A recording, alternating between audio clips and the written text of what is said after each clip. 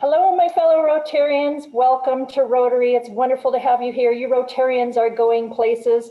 Tonight you might go all the way to your living room, perhaps, to watch the Seahawks as they take on the Cardinals at 5:20 p.m., wearing their color rush jerseys at the newly christened Lumen Field, formerly known as CenturyLink. So we look forward to hopefully a Hawks victory tonight to celebrate Rotary Day. So moving forward, we've got an exceptional program that's going to be spoken by our fellow Yakima Rotarian and honorary Rotarian, Robert Dugoni. So you've got that to look forward to. But first, we're going to kick off with our greeters, Mike Hummel and Gail Weaver. Welcome, everybody. It's a beautiful Thursday afternoon in Yakima. I hope you're enjoying the sun. Starting to feel a little bit like Seattle the last couple of days, but we've got our valley sunshine back. So good to see everybody. Crossing my fingers that this all ends soon. We can see you in person, but we'll see. 2020, right? Go Hawks. Welcome to everyone on this very special Rotary Day. So looking forward to the program and nice to see all of you. Thank you for being here. Next up with our music is Charlie Robin. Charlie. Hello, everyone. I want to acknowledge and thank my collaborative partner and husband, Al Fisher, who seems to always be willing to jump in and help out when we have a call to arms when it comes to the music. And I was inspired by the fact that we have an author today and had just watched the show Pal Joey. So here is I Could Write a Book.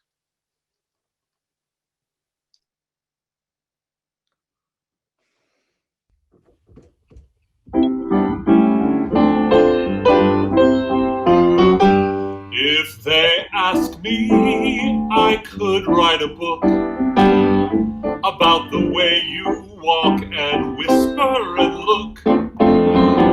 I could write a preface on how we met, so the world would never forget.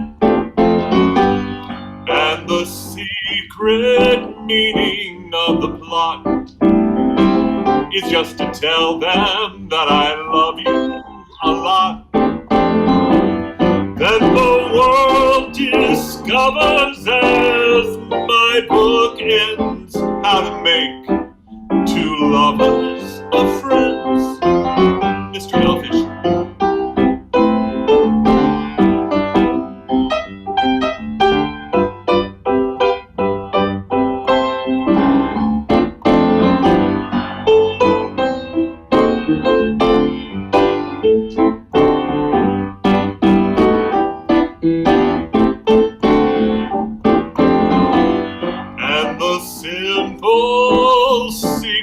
Of the plot is just to tell them that I love you a lot. Then the world discovers as my book ends how to make two lovers, make two lovers, make two lovers of friends.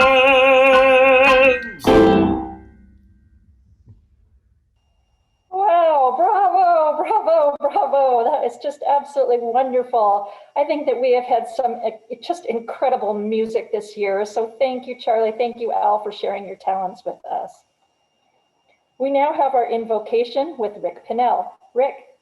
Well, thank you. And I have two actual thoughts or prayers, however you want to look at it. And that at the end, I'm going to ask you, these are from two different religions. I'm going to ask you which you think maybe is the Christian one. So first is the first one is, things falling apart is kind of testing and also kind of a healing.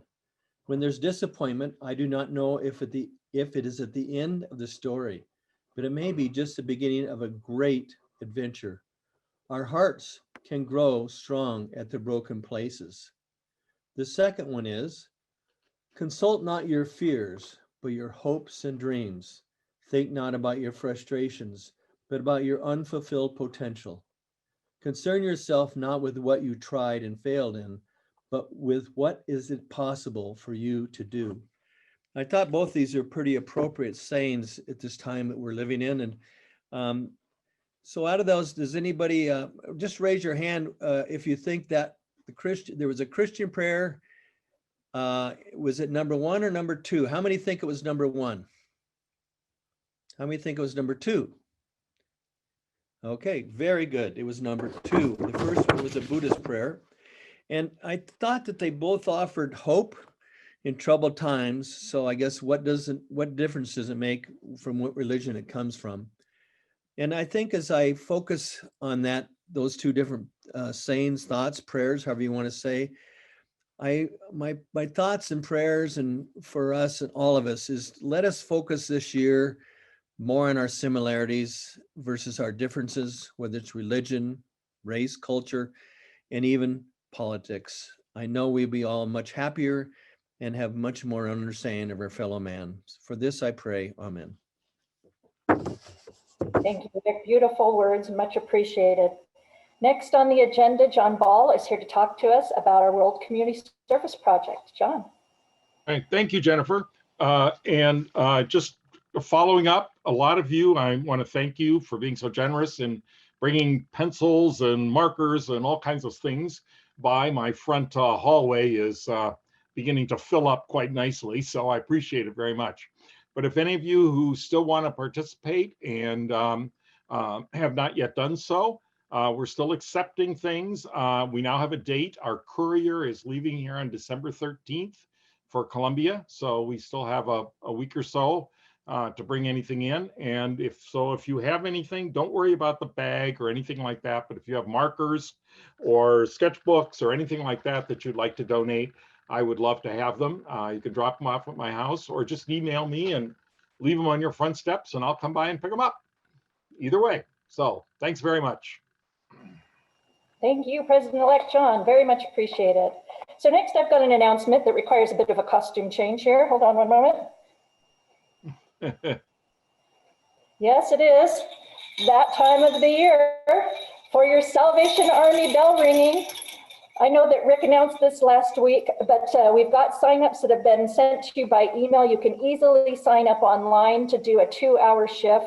For those of you who are new to Rotary or maybe have never done this before, I can't express enough of how heartwarming it is to stand out in front of the entrance and ring that Salvation Army bell and see the generous people in our valley who put some dollars or even some change into that red kettle. It really goes to such a worthy cause, but it really warms your heart during the holiday season. And in a year that we need more heartwarming, be sure to sign up and take advantage of the opportunity to get out in the community. Of course, wear your mask.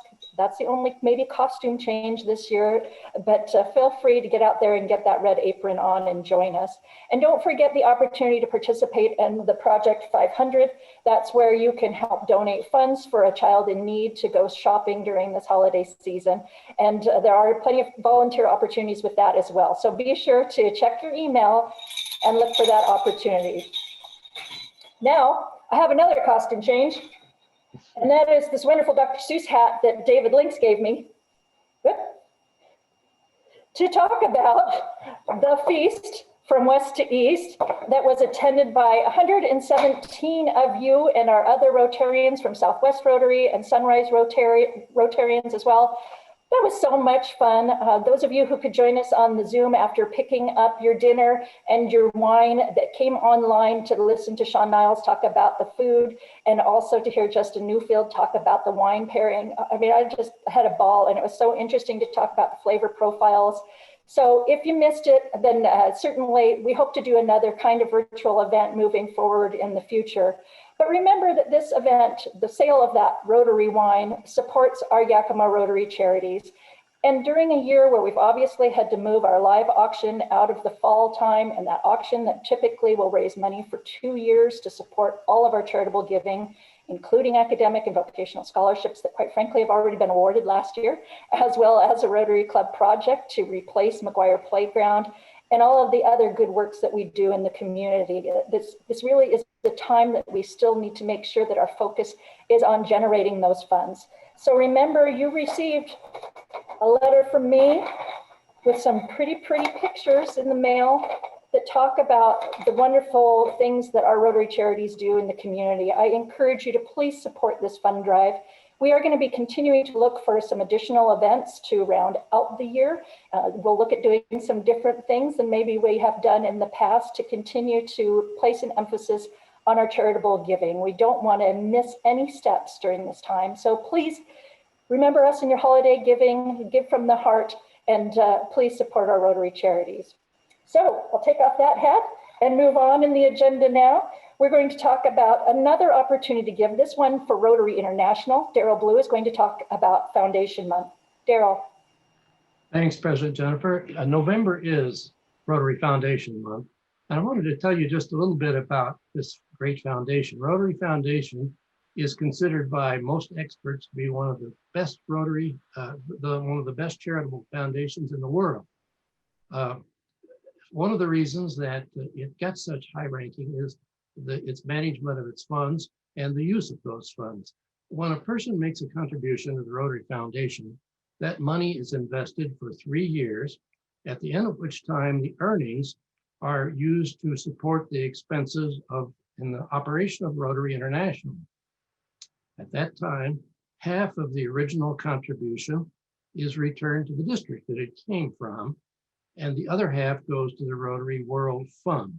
The money that goes back to the Rotary District is money that's available for district grants, such as the grants that we have applied for, the funds that helped us to build the playground at Martin Luther King Park, the Rotary Food Bank, and many other of our projects over the years. The other half of the money goes to the World Fund, which is used for global grants for the Polio Plus project, Rotary Peace Centers, and all of the international projects of Rotary International. When a person makes a $1,000 contribution to Rotary International, they become a Paul Harris Fellow. And if you take a look in your little blue book, you will see that every page has a number of our members who are Paul Harris Fellows. You can tell that by the silhouette of Rotary's founder, Paul Harris, on the page. If the silhouette is not filled in, that means that the individual is a sustaining member making a contribution toward their foundation gift each year. If the silhouette is filled in, that indicates that the person has reached the $1,000 level and is then a Paul Harris Fellow. And you'll note that many of our members have a number in that little silhouette that indicates that they are multiple Paul Harris Fellows. And so if you would like to join us all who are Paul Harris Fellows, you can do so by contacting Carolyn, you can contact me, and you can make a contribution on a sustaining basis as we go along. So I have a little video to show you now that shows you some of the places where the funds are used by the Rotary Foundation for some of the major projects of Rotary. Dwayne, take it away. Rotary has never backed away from the hardest challenges because we're committed to a better, more equitable world. This year is no exception. Staying away from people and places we love in order to keep them safe. And despite the challenges, your generosity continued. Your donations provided more than $7 million to fund coronavirus relief projects in communities worldwide. And thanks to you, citizens of Kigali, Rwanda have their first public library. Women in rural Costa Rica are enriching their communities through social entrepreneurship. At-risk kids in Puerto Rico have an artistic outlet to heal their emotional traumas. Rotary and its partners have reduced 99.9% of polio cases worldwide. Thanks to you, the Rotary Foundation raised $408 million last year. So together, we can keep doing good in the world. Donors who take action help create lasting change. Our work isn't possible without you.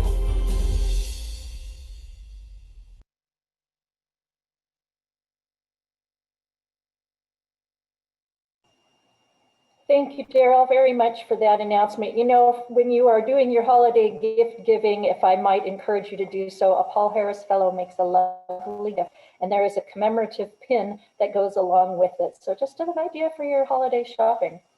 Next up, we've got Bob Udell as our Sergeant at Arms. All right, thanks, Jennifer.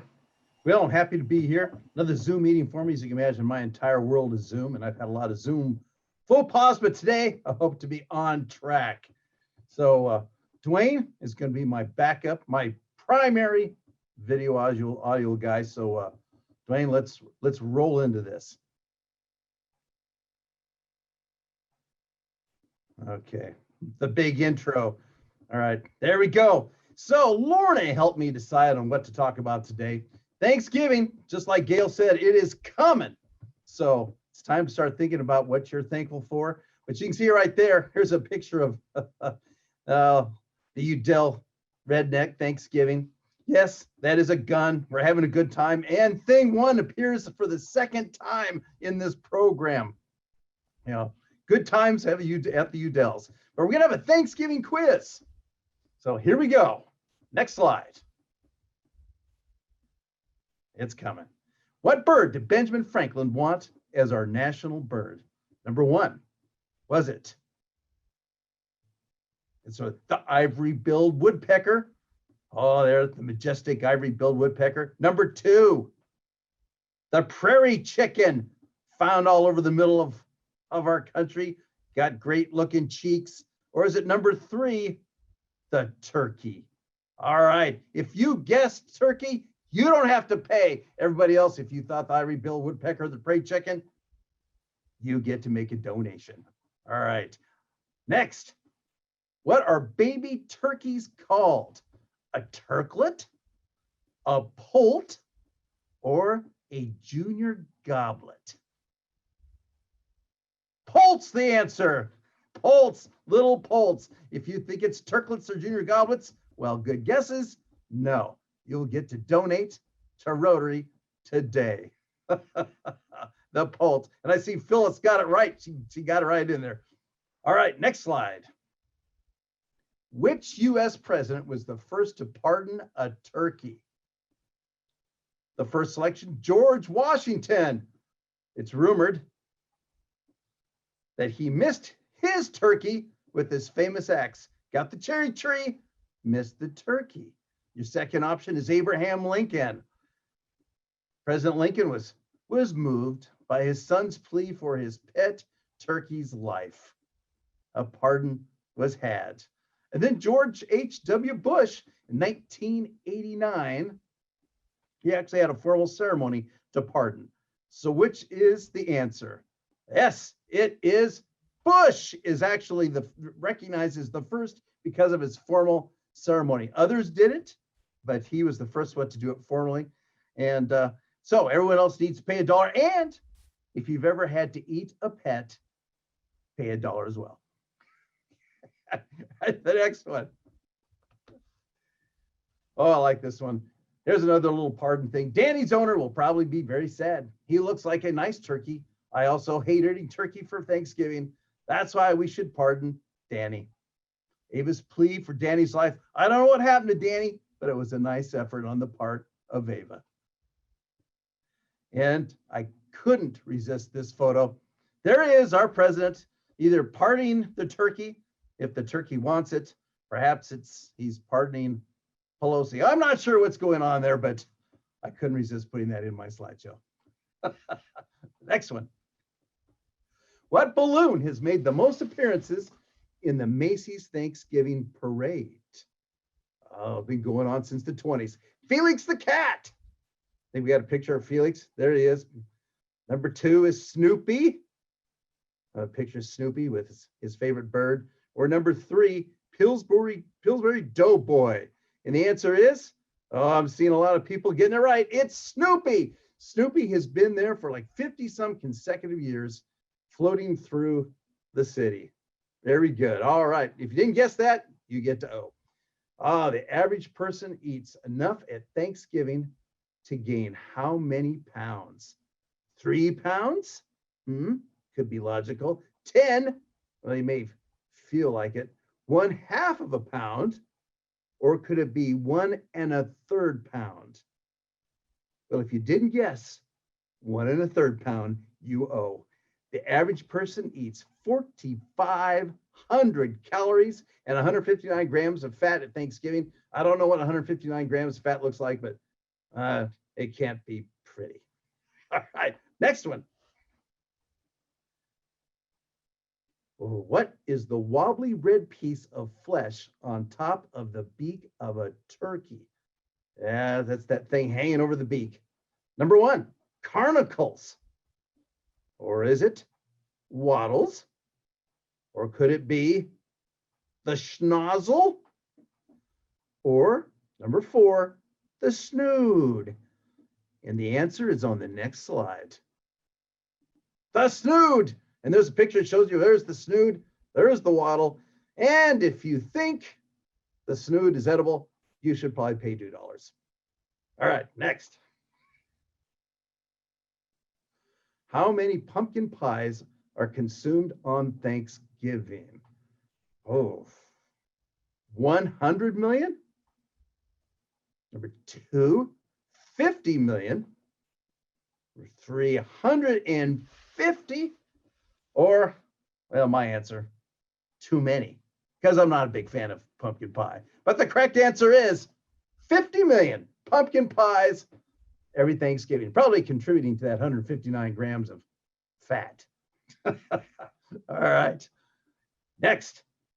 But now to get a little serious, Thanksgiving is a good time to reflect on things that we should be thankful for.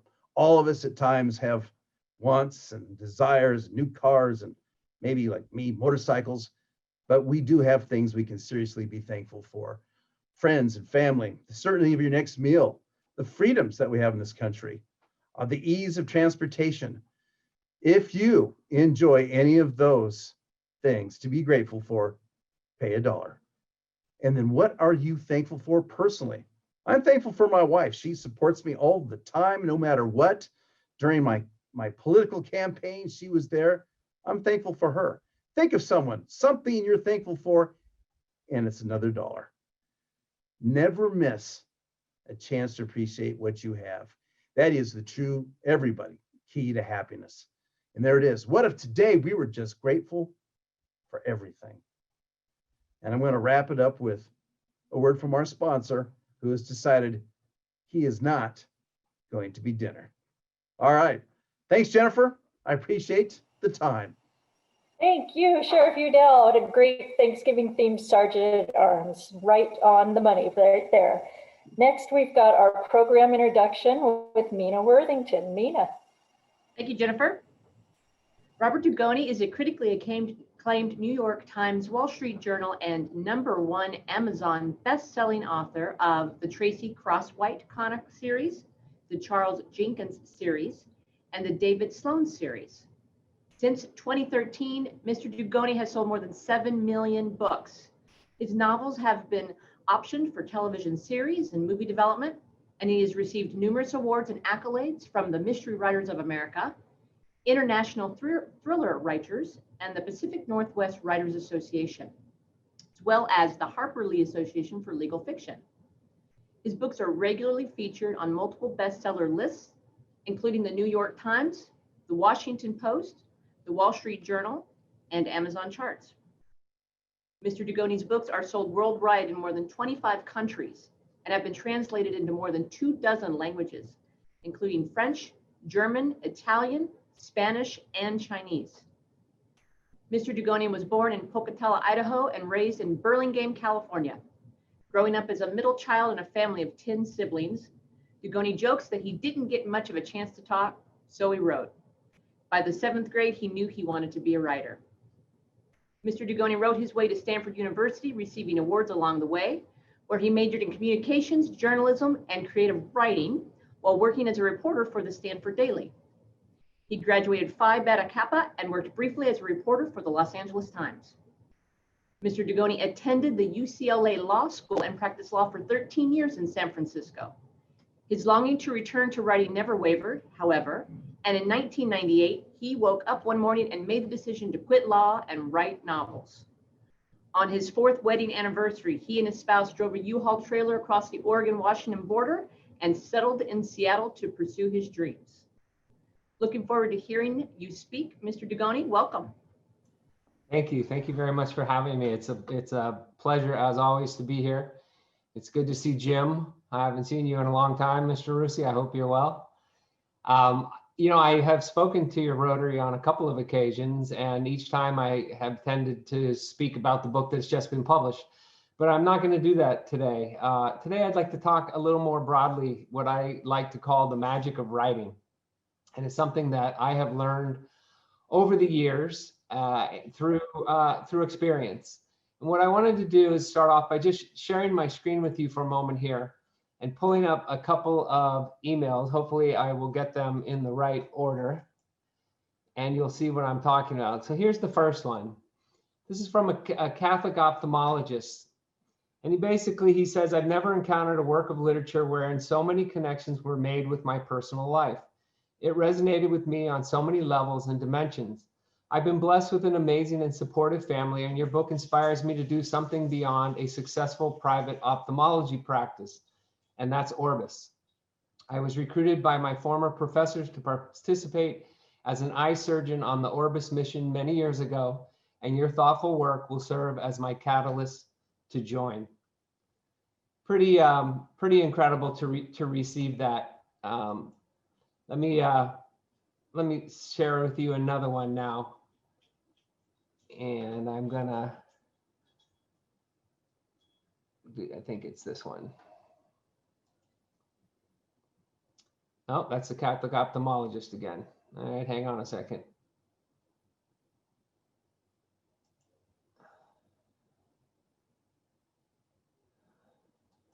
Let me see here.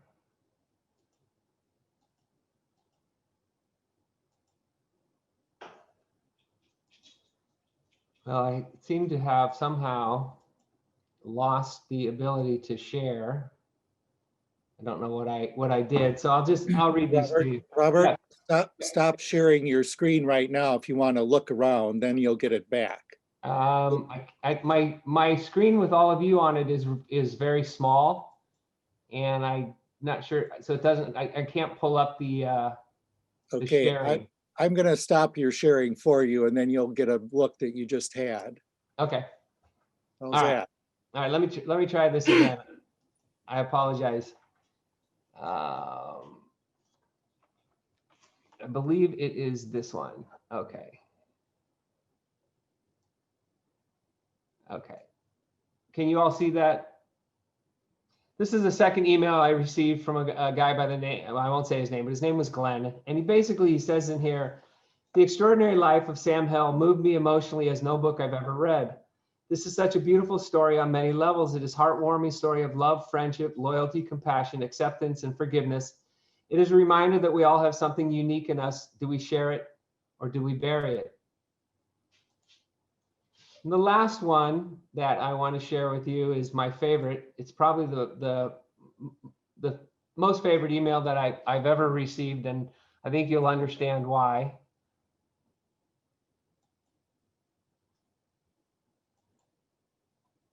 Oh, that's not the right one. Hold on a second. I apologize. These things are small, and so I'm having trouble reading them. Here we go. Let me see. Yeah. Okay. So I was driving in my car and I received this email. F you. An Ohio State football player is not supposed to be bawling his eyes out on the way to football practice. I'm listening to your book in the car, The Extraordinary Life of Sam Hell, and I feel as though you wrote it about me. I had to pull over several times since I couldn't see the road through my tears. Growing up, I had a terrible stutter and I was bullied relentlessly until high school. After endless therapy, I could control my stutter and I grew to be 6'3" and 230 pounds. For years, I struggled to understand the reason for my suffering, and I have found that reason in Sam Hell. Sam Hell has made me believe that everyone has the ability to lead an extraordinary life. So here's the thing. I've never met any of these people. In fact, I've never met a large majority of the people that I receive emails from. I've never traveled to their towns. I've never driven anywhere to see them, and I probably never will. And yet somehow the words that I put down on a page meant that much to them. Now, how does that happen? How does an author sitting at his or her desk put together words on a page that can have that type of impact on individuals? Now, let me tell you a little story here before I get to that answer. I was in the 7th grade and I was given an assignment in class to write a speech about abolition. And so I wrote the speech and I got up to give this presentation to my 7th grade class. And as I began to give my speech, I noticed that the facial expressions on my classmates began to change. They began to become, really look like they were frightened, that they were afraid. Some of them quickly began to read their own speeches. Some of them scribbled on it. They began to do different things. And when I had finished, not one of them clapped. Not a single student clapped. And my teacher, Sister Kathleen, was sitting in the back of the classroom, and she gave me what I like to refer to as the parochial school finger, which is this one. And she said, "Come with me." And she brought me outside, and I thought for sure that I was going to the principal's office. I thought that I had done something completely wrong. I had no idea what I was doing. And instead, she took me into the classroom next door, which was 7B. And she brought me up to the front of the class, and she said something to the nun that was teaching that class. And then she turned to me and she got a big smile on her face. And she said, "Give your speech." So more than a little confused, I did what she said, and I got pretty much the same result, which was stunned silence. Sister Kathleen gave me a brief nod, and we went back to my classroom. Now, what I had done, and more importantly, how I had done it, would remain a mystery to me for many years. And despite many more writing assignments, newspaper articles, and several novels, none would have the same emotional impact that that simple speech on slavery had on my classmates. And that right there is really the biggest mystery of my writing, how to emotionally touch someone with just your words. How does this happen? Well, I'm sorry, I'm out of order here and I don't know why.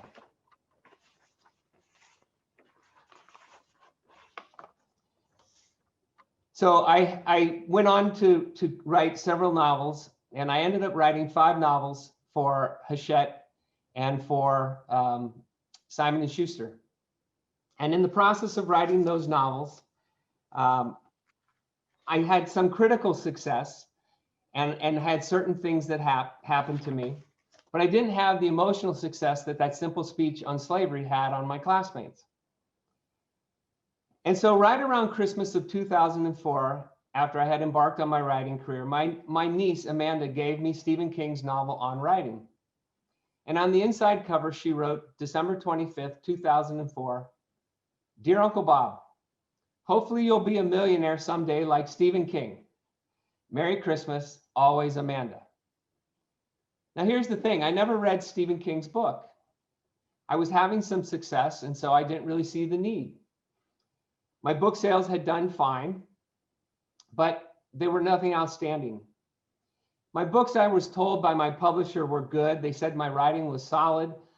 They said it was the sort of like a detached statement that a mechanic would say about a car. The engine is good, the tires are fine, it runs well.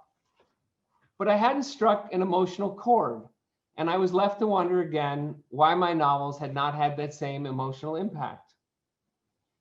So with unexpected time on my hands, I was let go by my publisher, Simon & Schuster, and I had time on my hands. And so I finally sat down to read Stephen King's book. I needed to understand how the most prolific writer of our generation, of my generation, failed miserably for so many years and what changed. I needed to understand that the great mystery, how a writer sitting at his or her desk can touch readers deep within their soul, move them to tears and laughter, and somehow make them relate their own lives to the experiences and the triumphs and tragedies of a fictional character. And as I read Stephen King's book, I came across a word that really struck me, and the word was telepathy.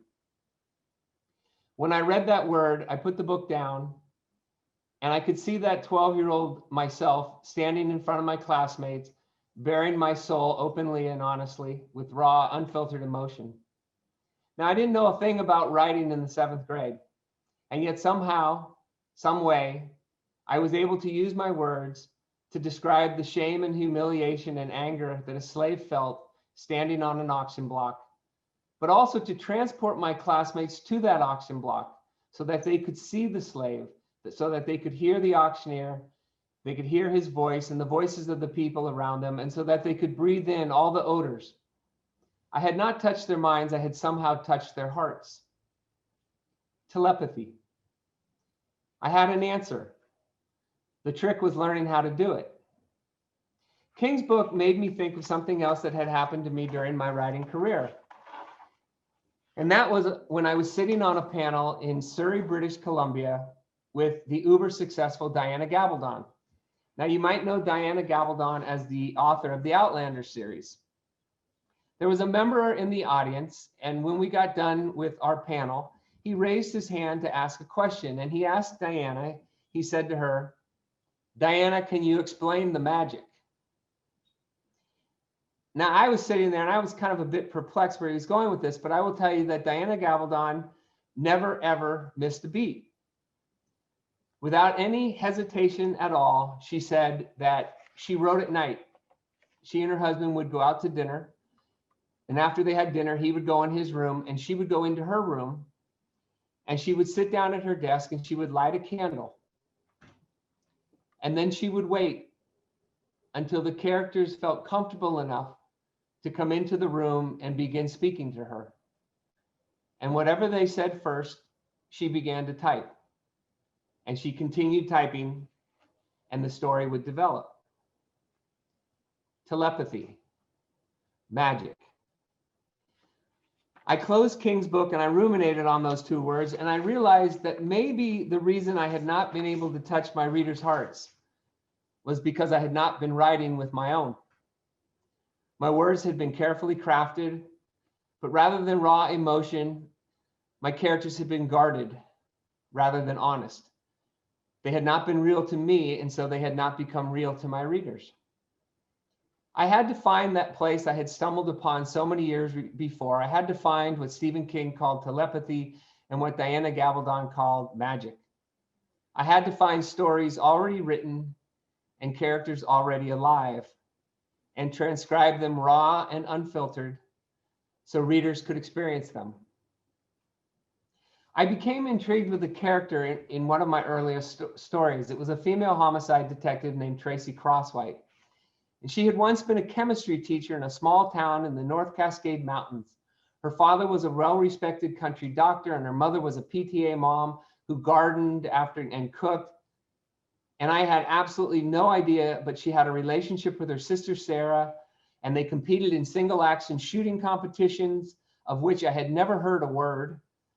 And though she appeared on the pages of my novel, I had no idea who she was. She was a complete and total mystery to me. My father was not a country doctor. My mother was never a PTA mom. She had 10 kids. I can count on one hand the number of times I fired a handgun or a pistol. Tracy's life was clearly not some subconscious manifestation of my own life or anyone I knew. And yet she was alive on that novel, on those pages, and apparently she wanted to tell me a story. So I let her. I didn't outline the novel because I didn't yet know what the story was going to be about. I didn't create any biographies for the characters because I didn't know who the characters were going to be. I didn't perform research because I didn't yet know what I didn't know. What I did is I went into my office and I remembered what Diana Gabaldon said, and I closed the door and I turned on classic music and I started to read The Green Mile by Stephen King. And I waited and I waited and I waited until finally Tracy Crosswhite felt comfortable enough to come into my room and tell me her story. Was it frightening? Yeah, it's very frightening. But the left side of my brain, the lawyer side that focuses on logic, would occasionally kick in and tell me this was absolutely a crazy way to write a novel. This was nuts. But then the right side of my brain would kick in, the artistic side, and it would say, calm down. Writing is magic. Writing is telepathy. Let it happen. And so I did. And I will tell you that those first few times that I did that, it was extremely nerve-wracking. It was very, very scary. But eventually, Tracy Crosswhite told me her story of love and guilt and loss. She told me she was confused and hurt and bitter and angry. She told me she wanted to know why a benevolent God would allow so much evil to exist and why she had suffered so deeply. She wanted to believe that there remained something good in the world and that she would someday find it.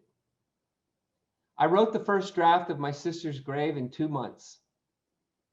That's about 6 months faster than any book I had ever written to date. I realized that at some point during the writing, I stopped thinking about what I was going to happen next in the novel, who was going to come on stage and who was going to exit, what the climax was going to be, and how the story was going to end. I trusted that the story existed and that the characters were real.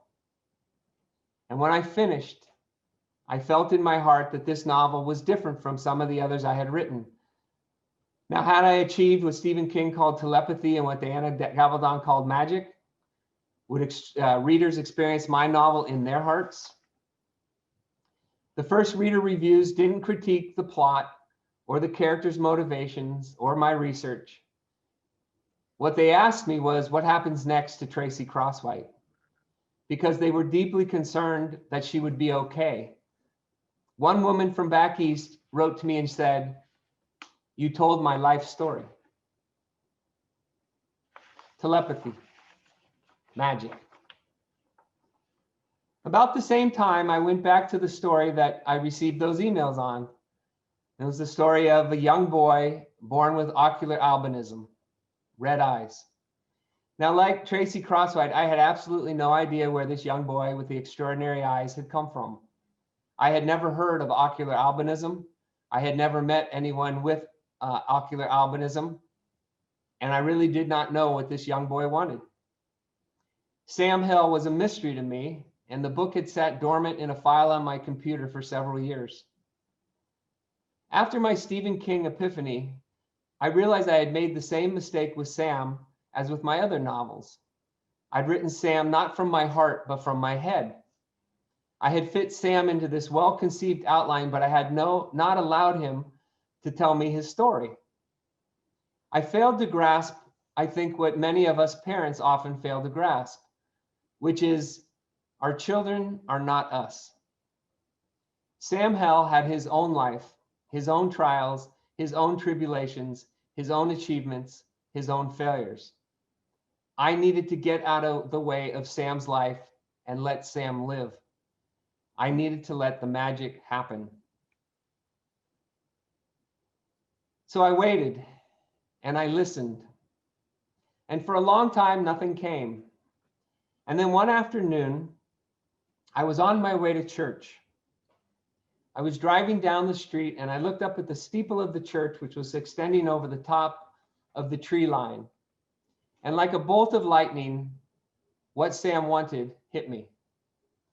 Sam wanted to believe. He told me that he wanted to believe every time his mother said, "God gave you extraordinary eyes because you're going to lead an extraordinary life." He told me he wanted to believe because then it would make all the bullying that he had dealt with in grammar school and high school, all the times that he was denied because of his eyes, it would make it acceptable. He could somehow live with that. He wanted to believe there was a reason for his suffering, like the young man who had written me about his stutter. He wanted to believe that there was a purpose to it. He wanted to believe there was a purpose for his extraordinary eyes. I drove home immediately.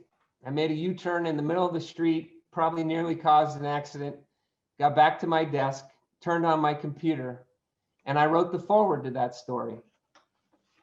And the beginning of the foreword goes like this. My mother called it God's will. At those moments in my life when things did not go as I had hoped or planned, and there were many, she would say, "It's God's will, Samuel." This was hardly comforting to a 6-year-old boy, even one blessed with a healthier dose of perspective than most children at that age. For one, I never understood how my mother knew God's will. When I would ask her that question, she would answer with another of those parental stock refrains, "Have faith, Samuel." I realize now that this was circular reasoning impregnable to debate. My mother might just as well have responded with that impenetrable other parental reply, "Because I said so." I continued writing the rest of the story, and I went through it, with that one thought: Sam wants to believe. And every chapter I came to, I had that one thought in mind: what does Sam want? Sam wants to believe. And as you can see from the emails that I've received, heartwarming emails from so many people all around the country, Sam touched people's hearts. He's brought them to tears. He's brought them to laughter. He's made them ruminate on their own lives. He's brought them to places that they didn't want to ever go again, but by going there, they have found some type of therapy, something that has helped them. I often wonder sometimes if I actually wrote the story Sam Hell. When I go back and read it, I don't always recognize the words that are down on that page. I don't recognize some of the things that he says. And some of the things he says, quite frankly, are a lot smarter than I am. Magic, telepathy. I like to call it faith. A writer, like so many other professions, has to have faith in his or her abilities. He or she has to believe that he is doing something, a singular purpose that he or she was meant to do, that there is a reason for his sitting at that computer, that there is a reason for the story that is being told to him. There is a reason that he is sharing that story with the rest of the world. When we have faith, we can do almost anything. When we have faith, when we believe in ourselves, when we believe in our causes, when we believe in all the things that all of you people do at Rotary, change the world. You can do wonderful things.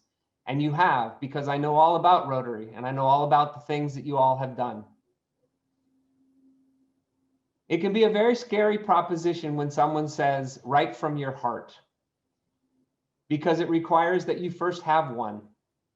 And most importantly, that you're not afraid to share it. It's about not being afraid to be vulnerable.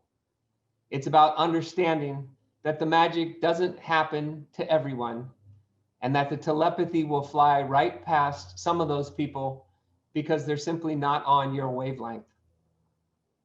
The mystery of writing is never losing faith in the magic or in the knowledge that you and you alone are uniquely able to transcribe the story that you're telling.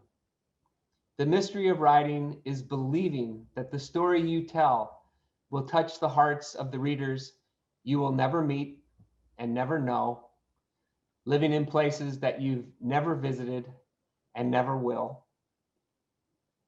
Stephen King called it telepathy. Diana Gabaldon called it magic. I call it faith. The mystery of writing is believing in all three. Thank you all very much for having me and for listening. Oh, Robert, that was just an absolutely beautiful program. And I think that the timing of it being so near the holidays is just really tugging at my heart. I saw some folks wiping their eyes a little bit. I tried to hold it together because I have to speak now too, but absolutely beautiful words. I want to let you know that we're going to be making a donation in your name to our Yakima Rotary Charities to thank you for joining us today. Thank you very much. I know that you are an honorary member of our club, but I am honored that you are a member of this club and that you continue to return to share your beautiful words with us. I would like to open up for questions if anybody would have them. I think that right now our hearts are so full that I don't know if anybody can muster a question, but I would like to allow it if that's all right with you, Robert. Yes, absolutely.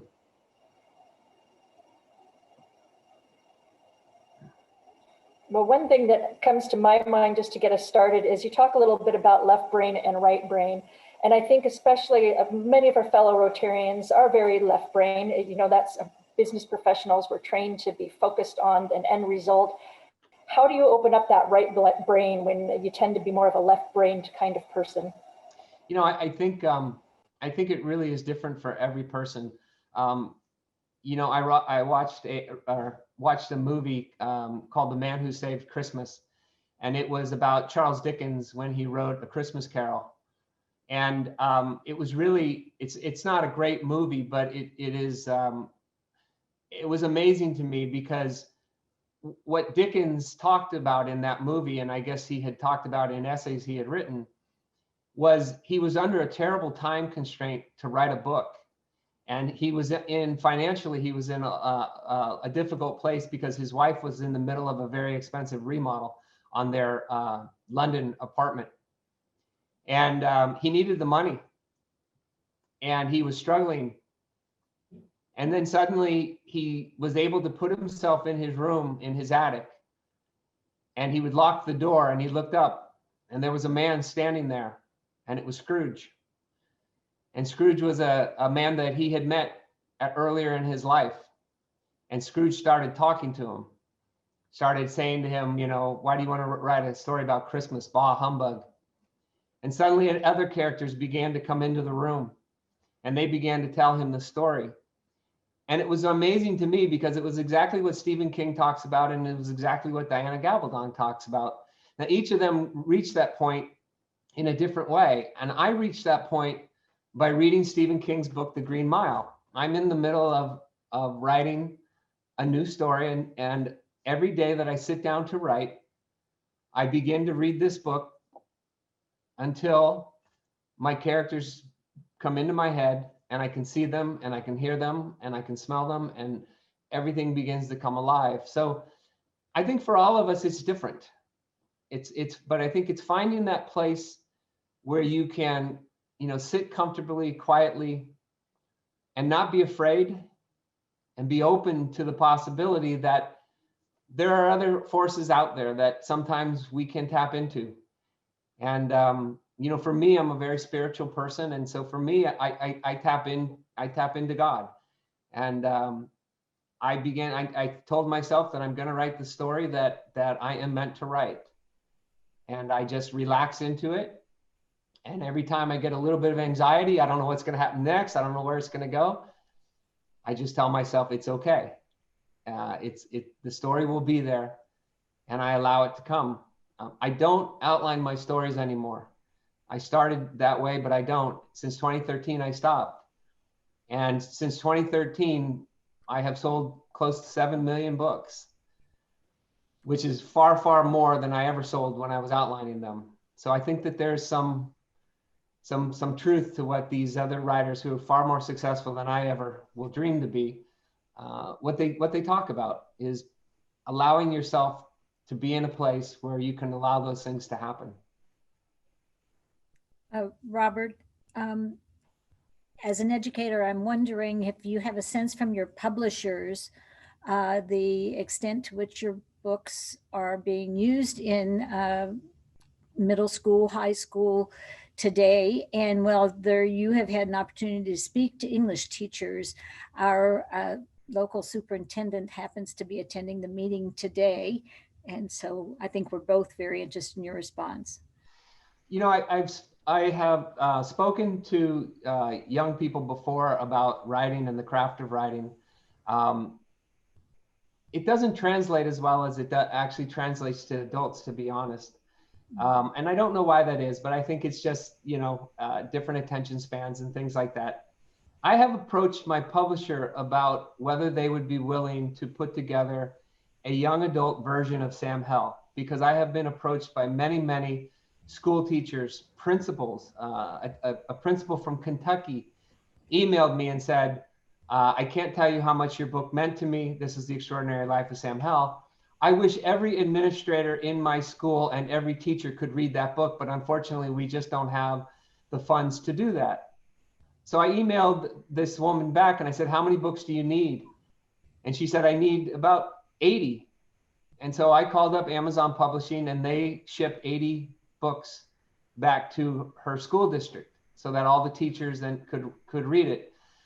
I would like to see the book put into a young adult version, which would basically honestly just be going back and taking out some of the scenes that Sam goes through when he goes that are sexual in nature, when he has his first sexual experience, for instance, which, you know, are not necessarily appropriate for grade school kids.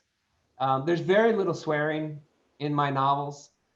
It's something that I've just come to realize that people don't appreciate and I don't need. But there are some things in there that are not really, you know, appropriate And so the answer I have not received an answer back from them yet. I did this about 3 weeks ago, but they're mulling over the possibility of turning Sam Hell into a young adult novel. Thank you. Robert, I've listened to you. This will be my third time as a downtown Rotarian, and as Jim Berg said, thank you to Jim Russi for randomly running into you at CTAC and introducing you to Yakima Rotary. My question is about your novels, and there are many of them at this point. None of them have been seen on as a movie yet. Do you feel like any of your novels is there one that you can pinpoint that you think would translate well into the screen? Well, I've sold the rights to the Tracy Crosswhite novels, My Sister's Grave and the 6 that follow, at least. And I've sold the rights to the Charles Jenkins espionage series to a producer in LA called Roadside Productions, and they did the movie Manchester by the Sea, which won the Academy Award. And they're very excited about turning those first 2 novels, The Eighth Sister and The Last Agent, into a multi-series television series. But what happened with COVID is LA shut down, just like everybody else. The production company shut down, the studio shut down.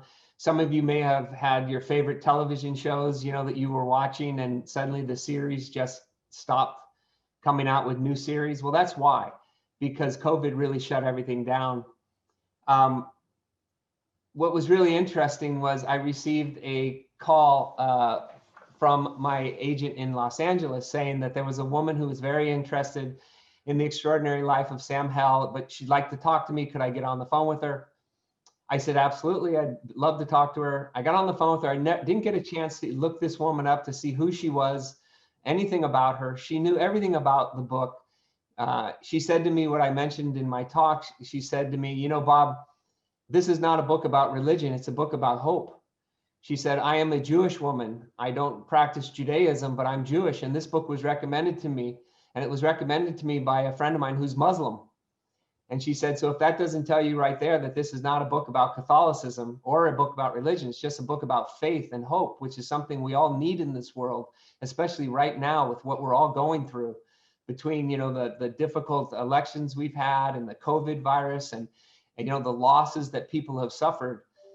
And she said, do you have any questions for me? And, it was one of those moments where I felt really stupid. So I was just honest. And I said, I said, Debbie, I'm really sorry I didn't get a chance to look you up. And it turns out, she said, well, I got started in comedy and I wrote a series for the Comedy Channel years ago, the very first one, and it was called South Park. Have you ever heard of it?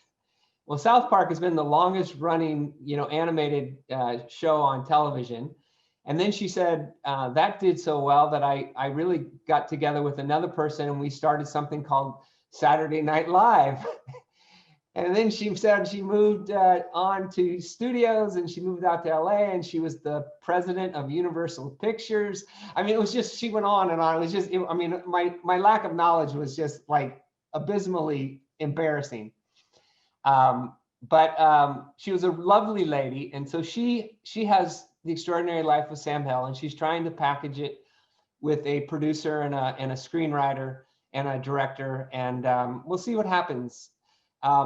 People ask me if I ever get, disappointed. And the fact is, it takes about 10 years. A lot of times, it takes a long time before books actually get put into screen. There's a lot of things that need to happen along the way. And I've been asked if I wanted to write the screenplays to some of my novels, and I have said to them emphatically no, because I'm a writer. I'm a novel writer, and that's what I do. That's what I do well. And I think when you get to be, my age and our age, we all realize what we do well and what we don't do well. And what I do well is I write novels, and so that's what I'm going to stay with. And I would rather see someone, with a really strong resume, screenwriter with a really strong resume, write those screenplays out of my novels.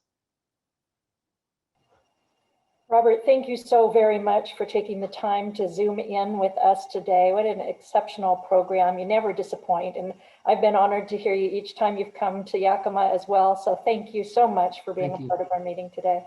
Thank you for having me. We're going to move on to our next segment, which is our Rotarians Are Going Places with Mamie Barboza. Mamie. Hi, good afternoon, everyone. Can you hear me okay? Yes, we got you. Great. So it is my pleasure to highlight a few of our Rotarians who are going places this week. Let's see. Here's the picture I've been waiting for. So I'm so excited to be able to share this picture with you. These are the beloved parents of our beloved Doug Rich. This is Bill and Sue Rich, who recently celebrated their 63rd wedding anniversary. And this is just such a wonderful picture. And those Rich genes run strong, don't they, you guys? Congratulations to the Rich family. Doug, your parents are absolutely beautiful. And it is also a huge accomplishment that our Rotarian Ryan Moore recently achieved. He was appointed as secretary to the board of directors for the Building Industry Association of Washington. So this is a huge position. He served for 4 years as the secretary treasurer at the local level and was recently recruited to serve in this state position. So now as an executive team member, Ryan has voting rights at the national level, which is a pretty big deal. And he will begin his 4-year term in January. So congratulations on this well-deserved accomplishment, Ryan.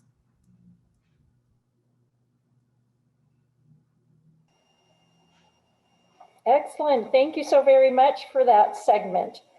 We have some pretty exciting things going on the next few weeks. First of all, you do not have to Zoom in next Thursday. That is Turkey Day, as you well know. So I do wish you a very happy Thanksgiving. The following week, though, we'll be joined by Rod Nelson, who's going to be talking about climbing on Mount Stewart. And then the following week after that, Sherry Maruza is going to be talking about life support on I-90 traveling the Snoqualmie area. So some really interesting programs coming up. I do appreciate all of you Rotarians going places. Thank you again for joining us for another very wonderful program. It's so great to see you all. It's always wonderful to learn something new. Go cheer on those Hawks tonight and have an excellent Thanksgiving. We are adjourned.